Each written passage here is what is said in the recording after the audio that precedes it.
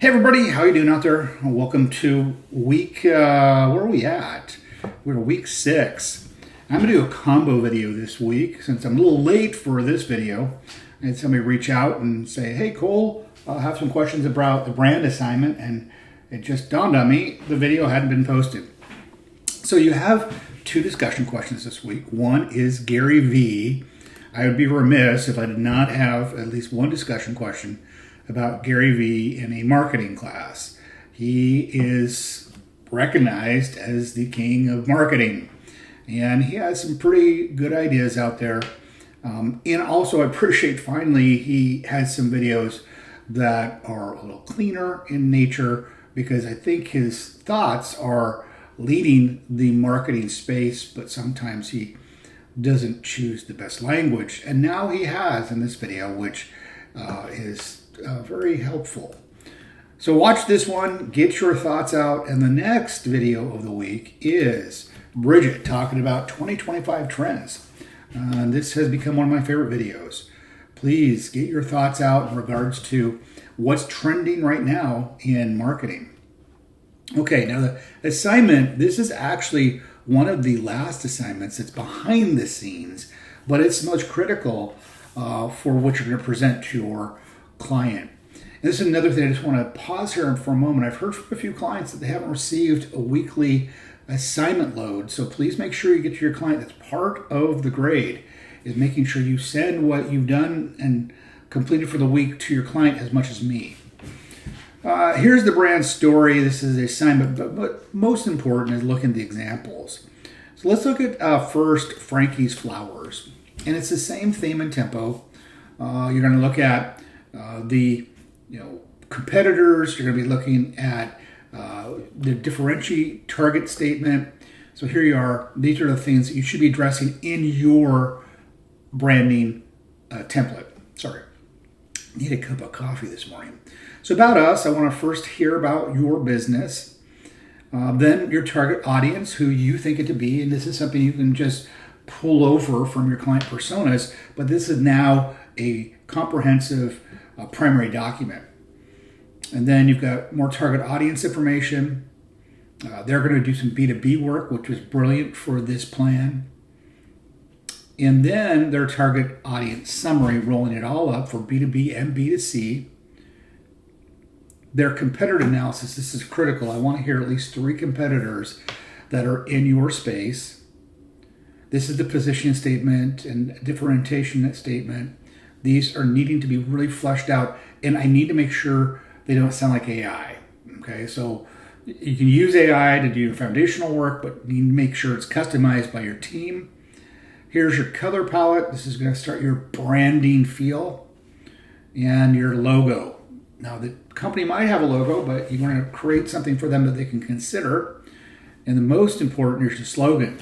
Some of your businesses don't have slogans. What would be their slogans? This is what they created for actually Frankie's Flowers, where every petal tells a story. And Heidi actually used this as her tagline because of the work the students did. So that's a really nicely done brand packet. It's called a brand packet. And then the other brand packet is Ruzo's Sparkling Cider, or Citrus, I should call it. So upcoming, this one is bold and bright and fun. So here it is, preparing my team 1. Here is all the stuff they're covering, the same as the first one you just saw. So here's the demographics. But again, as you see from Frankie's to this one, there's a feel of a brand color, brand vibe starting to come to surface. And if your company you're working with already has that, you should be using that look and feel unless you disagree with it. Okay, psychographics, activity, pain points, aspirations, target summary, competitive analysis, who they're competing against in grocery stores. Here's one, White Claw. You've got Truly, and then finally High Noon. Then they're what's standing out for them. This is a statement. This is also a positioning statement. Here's a brand name. They did some new twists and turns on what currently is advertised. And then here's some color suggestions. What Russo's ended up doing is not taking all of the color themes that were created by the team for all product lines, but for some product lines, they used the team suggestions. Really cool work. Then the other one is, well, jumped all the way out there. Cascade Direct. This is, again, why I also show you three different ones is, you've got a citrus drink, you got a florist, and now you've got a primary care doctor. So how can you make this look exciting? Well, here's the target audience, demographics, psychographics.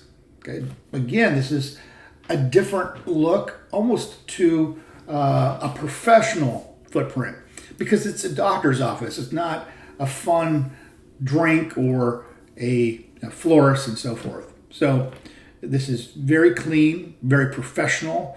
It speaks to the company they're working with. Then they looked at what makes this company unique in this market. How does this company address a specific need in the market? What their proposed look is. And this primary care facility took a significant amount of their work and are using it right now in their care centers.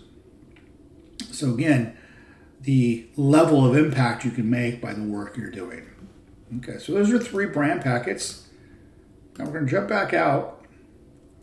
And then in week 7, since this is a combo, Jay's going to talk about social media management tools.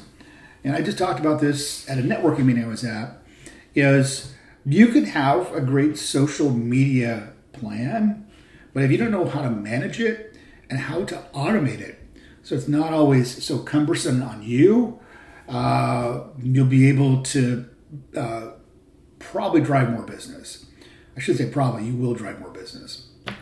So here's Jade looking at the best social media platforms out there: Hootsuite, Buffer, and Later. So check it out. And then the other discussion question is Sprout Media, talking about social media metrics.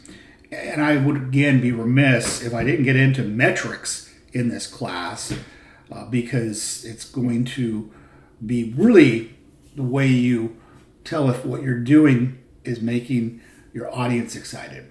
And we're going to get deep into KPIs and CLVs. That's upcoming.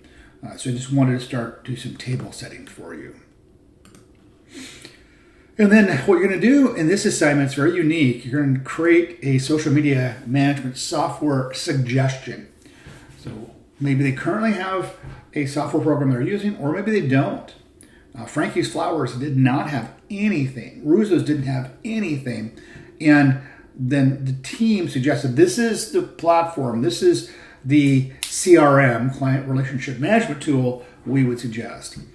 These are some that I have found to be pretty mainstream, but if you have something else out there that you would suggest, please use that. This is just a starting point.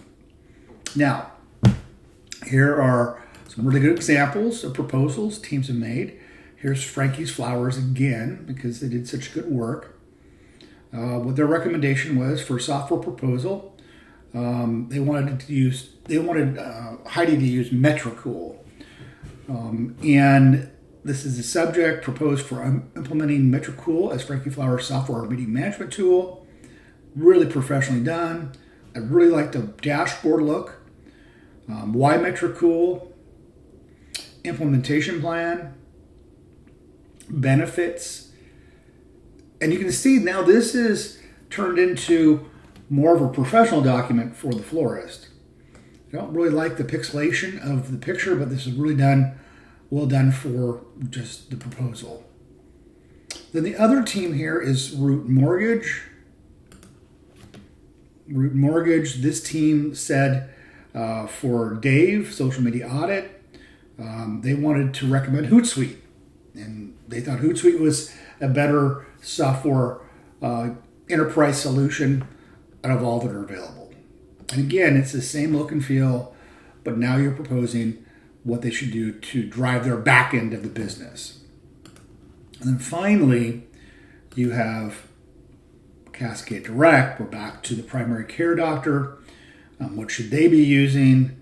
After the assessment, they thought AgroPulse, is their leading software. So you can see out of the 3 plans, there's all different software meeting management tools being suggested. And I really like the way they did the work here. It's a clean proposal. It gives me good visuals, a roadmap for implementation. I like they dropped in the budget, now it's a cost in the front end, and everything else. So those are the 2 assignments for this week and next. And then when we get into week 8, this is where it gets really tough. We're going to do KPI analytics. And I would suggest looking ahead, because this is one of the most, I would say, heavy lifting assignments you have. This one and the CLV. These 2, we're going to get to the numbers. We're going to have to do proof of concept of why you're suggesting certain KPIs for the business to be looking at. They're not going to be looking at all of them. And also how they get the return on the client lifetime value. And finally, in week 10, the fun stuff comes, where you have infographics and brochures and mock websites and so forth. But we've got 3.5 tough weeks of work to make sure that whatever we do for client-facing makes sense. Okay, folks, it's been great working with you so far. I want to put that exclamation point out there. Make sure you send your work to your client as much as me, but also puts pressure on, is what you're producing you feel confident to send to your client? Because again, this is more what I'm hearing from clients as much as what I'm thinking as I view your work product. Okay, folks, take care.